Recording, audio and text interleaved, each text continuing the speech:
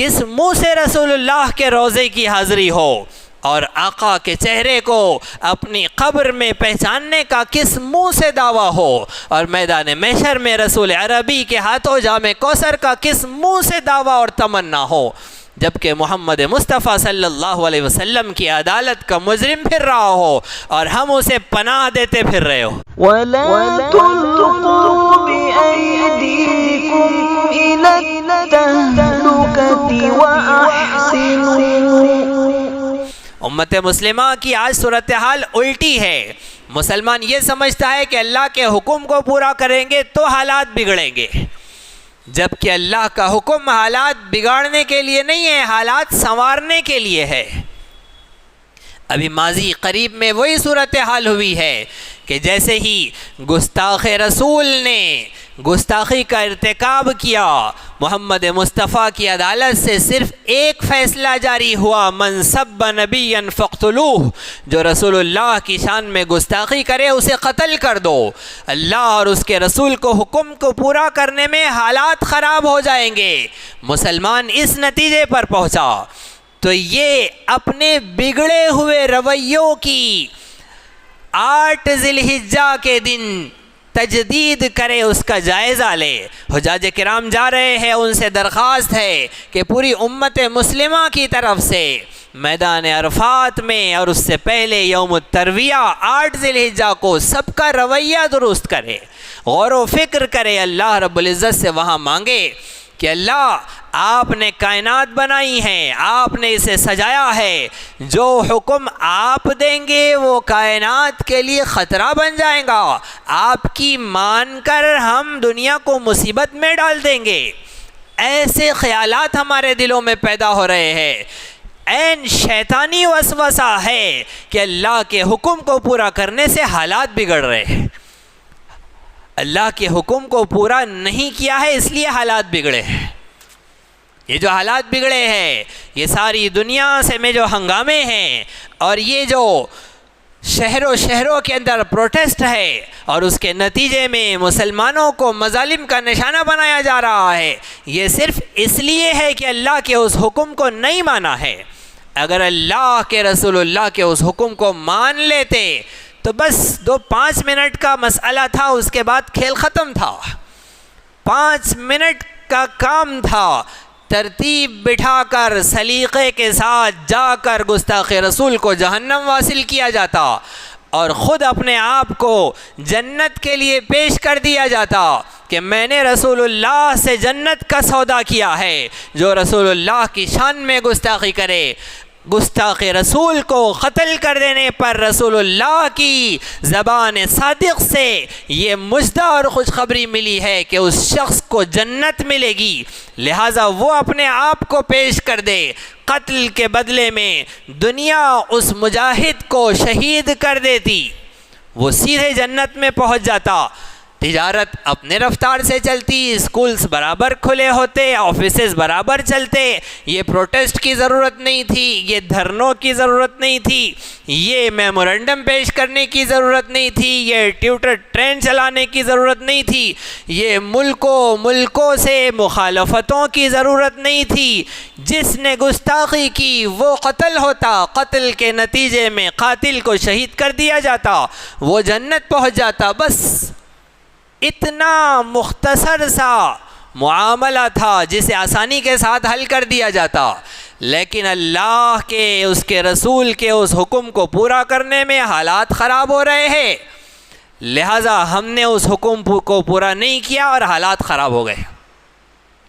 تو اللہ کے حکم کو پورا کرنے سے حالات نہیں خراب ہوتے، حکم کو پس پشت ڈالنے سے حالات خراب ہوتے ہیں، اور جو آج تک بگڑے ہوئے ہیں اور جو آگے بگڑنے والے ہیں وہ سب اسی وجہ سے ہے کہ اس حکم کو پورا نہیں کیا ہے۔ ایسے ایک حکم ہے، جو جھوٹا نبوت کا دعوے دار ہے اسے قتل کر دو۔ جب کسی جھوٹے مدعی نبوت کو قتل کیا گیا، اس کا فتنہ زیر زمین دفن ہو گیا۔ آج ان کے نام بھی لوگوں کو نہیں معلوم ہے۔ جس جھوٹے نبوت کے دعوے دار کو قتل کر دیا اس کا نام و نشان نہیں رہا، لیکن مولویوں نے مدعی نبوت کو قتل کرنے کے بجائے اسے سمجھانا شروع کیا اس سے ڈیبیٹ کرنے لگے، مناظرے کرنے لگے، اس سے خط و کتابت کرنے لگے، اس کے خلاف بیان بازیاں کرنے لگے، جلسے جلوس نکالنے لگے، وہ اپنی طبعی موت مرا ہے۔ غلام احمد قادیانی کا فتنہ آج سر چڑھ کر بول رہا ہے۔ آج انٹرنیٹ پر آپ چلے جائیے، سب سے زیادہ اسلامک نالج گوگل پر قادیانیوں نے ڈال رکھی ہے، جو کہ اسلامک نہیں ہے، جو سراسر گمراہی والی ہے۔ یہ اتنا اونچائی پر فتنہ پہنچا، دنیا کی سب سے بڑی سیکورٹی انہی کو حاصل ہے، اور جتنے ان سے ہاتھ ملاتے ہیں اور ان کے ہم مسلک ہیں، سب آج زور و شور سے چل رہے ہیں۔ یہ اورنگ آباد میں پناہ لیا ہوا شکیل بن حنیف، اس سے بھی جب تک بحث تکرار ہوتی رہیں گی، مناظرے ہوتے رہیں گے اور ڈیبیٹس ہوتی رہیں گی اور فتوے جاری ہوتے رہیں گے، تب تک اس کا فتنہ زور و شور سے چلے گا، اور خدا نخواستہ اگر یہ اپنی طبعی موت مر گیا تو پتہ نہیں اور کتنے سال اس کا فتنہ باقی رہے گا۔ لیکن اگر اسے قتل کر دیا گیا تو فتنہ زیر زمین دفن ہو جائے گا۔ اللہ کا حکم پورا کرنے پہ حالات سنورتے بگڑتے نہیں ہیں۔ یہ قرآن و سنت کے نمائندے اور ترجمان اللہ کے حکم کو پورا کرنے کو بیوقوفی کہتے ہیں۔ امت مسلمہ کی قیادت یہ کہتی ہے کہ میں ہندوستان کے مسلمانوں کا شکریہ ادا کرتا ہوں کہ ہندوستان کے مسلمانوں نے کوئی غلطی نہیں کی، کوئی بیوقوفانہ حرکت نہیں کی، رسول اللہ کے فرمان پر عمل کر کے کوئی غلطی نہیں کی امت مسلمہ نے۔ نوجوانوں نے، تم رسول اللہ کا فرمان سنا نہیں سکتے تو زبان تو بند رکھ سکتے ہو، اپنے منہ میں نوالے رکھ کر، پان رکھ کر، پچکاریاں مار کر تم ٹائم پاس تو کر سکتے تھے، وقت تو نکال سکتے تھے، رہبری نہیں کر سکتے تو رہزنی کا بیڑا کیوں اٹھایا ہے؟ رسول اللہ کا فرمان عمل کرنے کو بیوقوفی نہیں کہتے، غلط حرکت نہیں کہتے۔ ہاں، اس فرمان پر عمل نہیں کیا ہے، لہٰذا ساری دنیا کا جو آج امن خطرے میں پڑا ہے وہ صرف رسول اللہ کے فرمان پر عمل نہ کرنے کی وجہ سے۔ یہی صورتحال ہے، ایسا عجیب و غریب معاملہ ہے۔ امت مسلمہ اللہ کے دربار میں اب حج کے موقع پر پہنچ رہی ہے، تو یہ جو رونے دھونے کا دن ہے، اللہ کے دربار میں جو عاجزی، بے بسی، گڑ گڑانے کا دن ہے، اور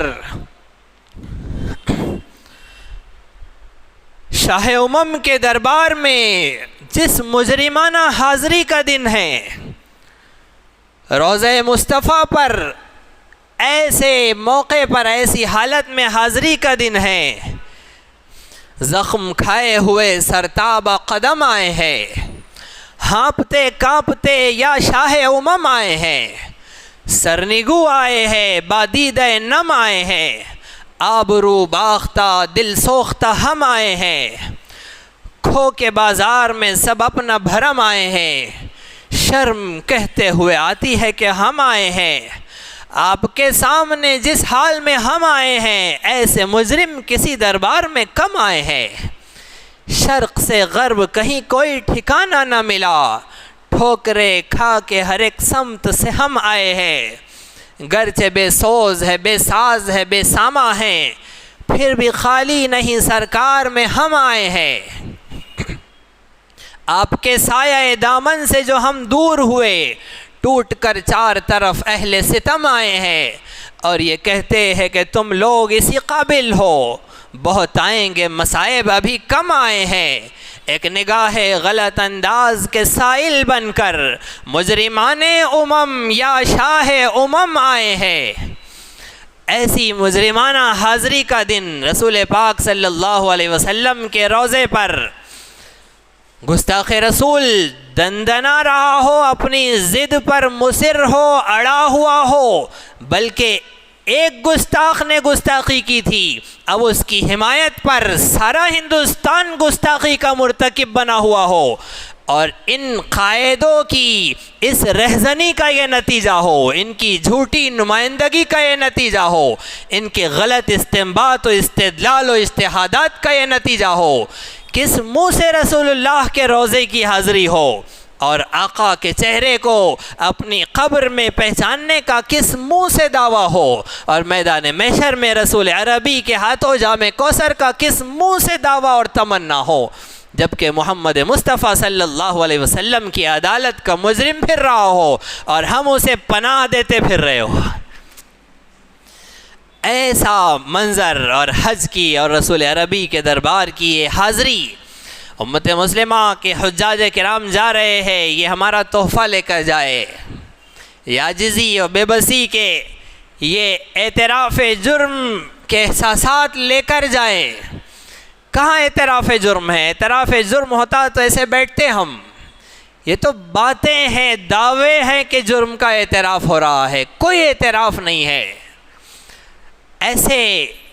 بھولے ہیں عشق رسول کو کہ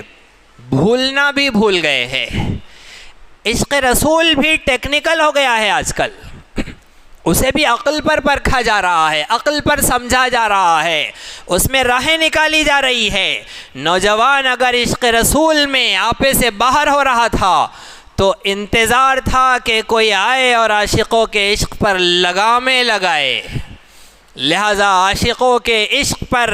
جب قائد نے آ کر لگام لگائی اور ان کے دل کو تھپکی دے کر سلایا اور ان کی عقلوں کو جگایا تو سب نے کہا کہ ہاں یہ بڑا عظیم الشان خطاب ہوا ہے جس کے اندر ہمیں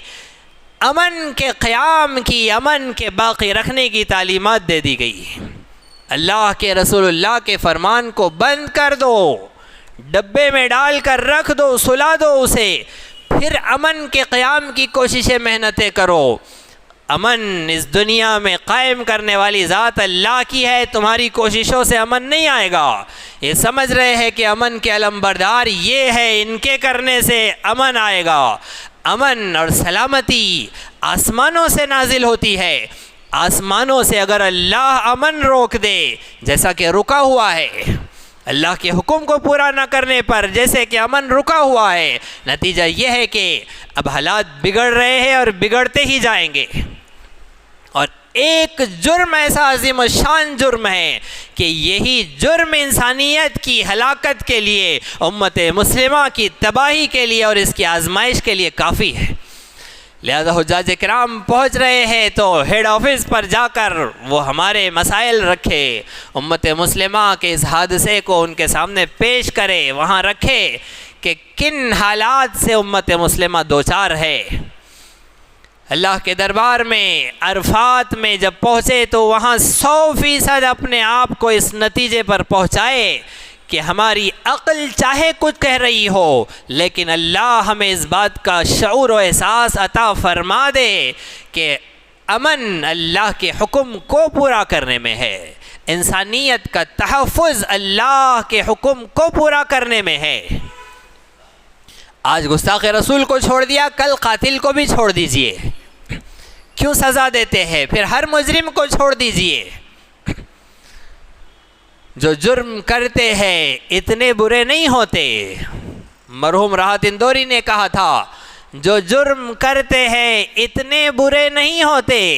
سزا نہ دے کے عدالت بگاڑ دیتی ہے۔ جرم کرنے والا تو جیسے بھی جس حال میں بھی ہے جرم کر دیتا ہے، ہم اس کا بھی دفاع کرنے میں لگے ہوئے ہیں کہ نہیں اس نے غلط فہمی میں کہہ دیا ہے، اسے پتہ نہیں تھا، معلوم نہیں تھا، اس وجہ سے اس نے کہہ دیا ہے۔ آج سارا بھارت جو دفاع میں کھڑا ہوا ہے، نتیجہ کیا ہے؟ ایک مقصد اور ایک مشن کے تحت امت مسلمہ دین کے بارے میں جتنی بھولی واقع ہوئی ہے، اس نے تو تاریخ انسانی کو شرمندہ کر کے رکھ دیا ہے۔ دین کا معاملہ، ہاں اپنے بارے میں بالکل بھولے نہیں ہیں، ان کے باپ کو گالی دو تو پورے خاندان کی ماں بہن کر دیں گے، اوپر سے نیچے تک اس کی پگڑیاں اچھال دیں گے، تار تار داغدار کر کے رکھ دیں گے، آستین نکال لیں گے اور فون کر کے ساری برادری کو بلا لیں گے۔ یہ ہماری یہ روڈ، یہ لائن تو خاص طور سے مشہور ہے اسی معاملے کے اندر، لیکن دین کی بات آئے، اللہ اس کے رسول کی بات آئے تو ان سے بھولا کوئی نہیں ہے، ان سے زیادہ شریف النفس اور کوئی نہیں ہے۔ ماں کو گالی دی جائے تو برابر اٹھیں گے، امہات المومنین کو گالی دی جائے تو کوئی فرق نہیں پڑتا ہے، کچھ فرق نہیں پڑتا ہے۔ ہاں وہاں انا کی بات ہے، وہاں ظاہر کی بات ہے، اس لیے آستین چڑھا کر نکل گئے ہیں۔ یہاں ایمان کی بات ہے، یہاں اللہ کی بات ہے، تو ان کے مولویوں نے انہیں سکھایا ہے نا اللہ غفور الرحیم ہے، انہیں سکھایا ہے نا کہ وہ اپنا حق معاف کر دیں گا، بیگم کا حق معاف نہیں کریں گا، اس لیے اس کے پیچھے لٹو بنے پھر رہے ہیں، کیونکہ اس کا حق معاف نہیں ہوگا۔ رسول اللہ کا حق مارا گیا، اللہ معاف کر دیں گے، اس لیے کہ اللہ غفور الرحیم ہے۔ یہ کس مسلمانی میں مبتلا کر کے رکھ دیا ہے، یہ کون سا احساس و شعور انہیں دے دیا ہے کہ اللہ کے حکم کو پورا کرنے میں حالات خراب ہو رہے ہیں۔ اسی طرح دینی، علمی، اصلاحی اور تاریخی دروس و بیانات سے استفادے کے لیے آپ کے اس چینل کو لائک، شیئر اور سبسکرائب کریں۔